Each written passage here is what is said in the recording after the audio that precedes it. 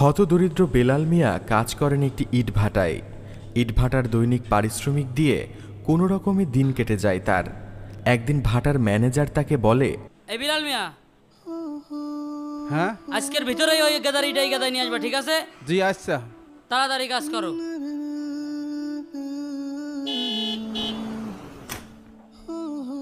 গাড়ি নিয়ে আবার কি ডাইসলো দেখি তো। স্যার আসেন। স্যার আসসালামু আলাইকুম। ওয়ালাইকুম সালাম। আসেন স্যার।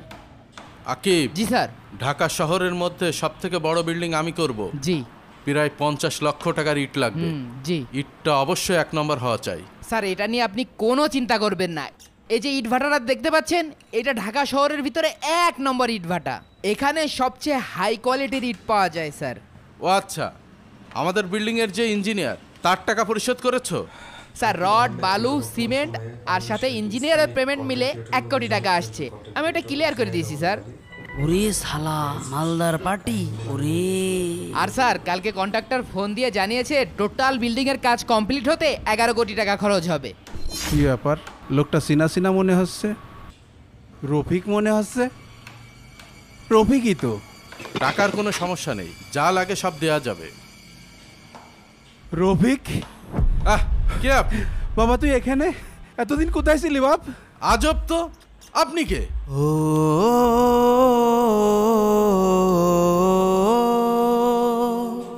আপনাকে তো আমি চিনি না। মুরব্বি, আপনি আমাদের স্যারের সাথে বাবা, তুই এমন কোনে করছেন ছিলি কেন? বাবা? এই বিলাল চাচা, আরে বিলাল, বিলাল, এই ম্যানেজার একটু দেখেন। এতদিন তুই খোঁজ খবর দিস না, ফোনও করিস না। তুমি কি পাগল হলে নাকি? উফ, কি ঝামেলা। বাজান, বিলাল চাচা, তুই আমাকে চিনতে পারছিস না? তোর কত চেষ্টা করেছি, পাগল তোর ঠিকানাই জোগাড় করতে পারলাম না। আমি তোর বাপ। কি? আপনি আমার বাবা? চাচা, আপনার মাথায় কি সমস্যা আছে? সামান্য ইট ভাটায় কাজ করে আমাকে জড়িয়ে ধরে সন্তানের পরিচয় দিচ্ছেন? আমি তো আপনাকে চিনিই না, কোনোদিন দেখিও নি। রফিক? আর আমার বাবা আব্বাস চৌধুরী, সে তো অনেক আগে মারা গেছে। কি বলছিস কি তুই বাবা? বিলাল মিয়া, ধুর, তুই তোর বাবাকে ভুলে গিয়েছিস? আজ ইটভাটায় কাজ করি বলে তুই পরিচয় দিতে চাচ্ছিস না? বললাম না আমি আপনাকে চিনি না, তারপরও আপনি আমাকে হেনস্থ করার চেষ্টা করছেন কেন? স্যার এইসব টাকার লোভে করছে মনে হয়। ও আচ্ছা, বুঝতে পেরেছি। আমাকে ইমোশনাল করে টাকা নেওয়ার ধান্দা না? টাকা চাইলেই তো হয়। এই ম্যানেজার, টাকা দাও। এই নেন স্যার। এই নেন, টাকা নেন।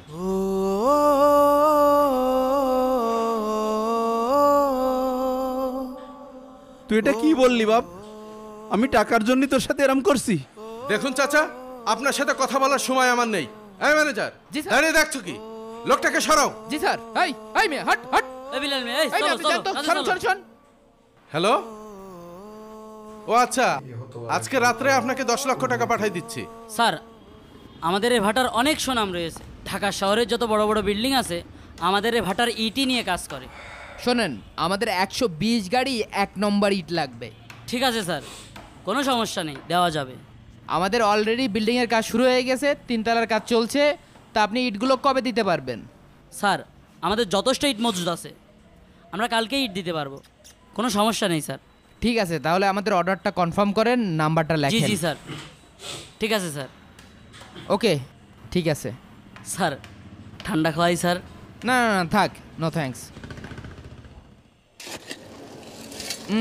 ইট কি ভালো মানের হবে না? আমি আসলে ইট সম্পর্কে অতটা বুঝিও না। সেই লোকটা না? তাই তো। আচ্ছা, 1 নম্বর ক্যাটাগরি ইট অর্ডার করতে হবে। বাবা, হ্যাঁ তোমার সাথে একটা কথা ছিল। জি বলেন। তোমার সাথে ওই লোকটা না, ও আমার ছেলে। চাচা, আপনার মনে হয় কোথাও ভুল হচ্ছে।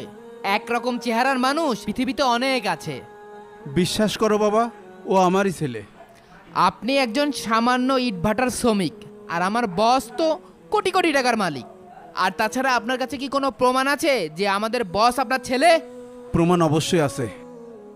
আমার ছেলে ছোটবেলায় পড়ে গেছিল, পড়ে যেয়ে ওর নাকের এখানে কেটে গেছিল, ওর এখানে কাটার দাগ আছে। কি বললেন? তাই তো, আমার বসের তো এখানে নাকে একটা দাগ আছে। বাবারে, নিজের সন্তান বাপের পরিচয় দেয় না। পৃথিবীতে এসছে বড় কষ্টের কিছু আছে? কে ফোন দিল? 1 মিনিট। জি স্যার। এই ম্যানেজার, ভাটার সামনে আসে তো। স্যার আমি এখনই আসছি, পরে কথা বলছি স্যার। জি স্যার, জি। স্যার আসসালামু আলাইকুম স্যার। ওয়ালাইকুম সালাম। স্যার ইটভাটার ম্যানেজারের সাথে কথা বলা হয়েছে স্যার। উনি জানিয়েছে যে কালকে সকাল 10টার মধ্যেই গাড়ি সহ ইট পাঠায় দেবে। বাবা রফিক, স্যার ওই লোকটা আবার আসছে স্যার। চাচা আপনি আবার এসছেন? আপনাকে বললাম আমার বাবা অনেক আগে মারা গেছে, আর আমি আপনাকে চিনিই না, তারপরও আপনি বারবার এসে আমাকে ডিস্টার্ব করছেন। বাবারে তোর কোনো সমস্যা হয়েছে? তুই আমার সাথে এমন করছিস কেন? নিজের বাবাকে চিনতে পারছিস না? না, চিনতে পারছি না।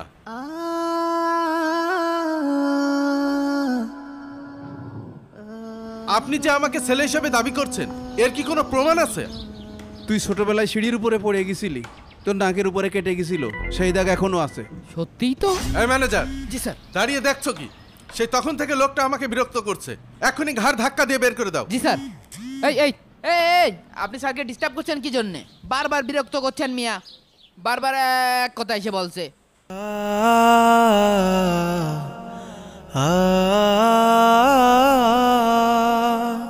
স্যার আমার যেন কেমন একটা সন্দেহ সন্দেহ লাগতেছে ওই মুরব্বীর কথাবার্তা শুনে। আপনার কথাবার্তার ভিতরে কোনো মিল পাচ্ছি না স্যার। এই তুমি এত বেশি বোঝো কেন?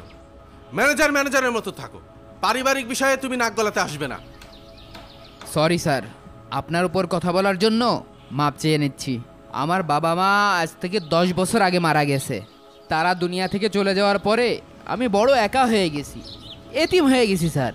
মাঝে মাঝে মনে হয় যে আমার মাথার উপর থেকে ছায়া নেই স্যার। আমি এখন বুঝতে পারি বাবা মায়ের গুরুত্বটা সন্তানের জন্য কত। ম্যানেজার, তুমি কি বুঝতে পেরেছো? এটা কিন্তু অতিরিক্ত হয়ে যাচ্ছে। স্যার সর্বশেষ আমি একটা কথা বলতে চাই, জীবনে আপন বাবা মায়ের ভালোবাসা একবারই আসে, কারণ এটা আল্লাহ তাআলার পক্ষ থেকে একটা নেয়ামত। যে বাবা খেয়ে না খেয়ে আপনাকে লালন পালন করেছে, আপনি কি কখনো পারবেন তার ঋণ শোধ করতে?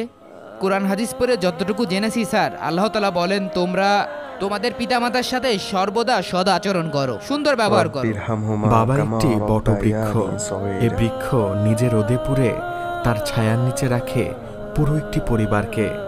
রোদ কিংবা বৃষ্টি থেকে বাঁচতে হলে মাথার উপর যে কেউই ছাতা হতে পারে, কিন্তু বটবৃক্ষের মতো শীতল ছায়া যে কেউ দিতে পারে না।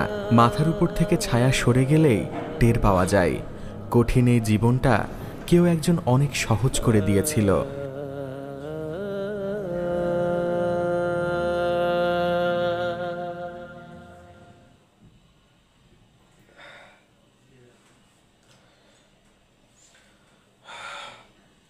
কি আর বলবো, অসাধারণ একটি ভিডিও ছিল। আসলে বাস্তব সমাজের প্রেক্ষিতে এই ভিডিওটি তৈরি করা হয়েছিল, মানে হৃদয় লাগে সব ভিডিও। সবাই ভালো থাকবেন, সুস্থ থাকবেন। কথা বলার মতো আর ভাষা খুঁজে পাচ্ছি না।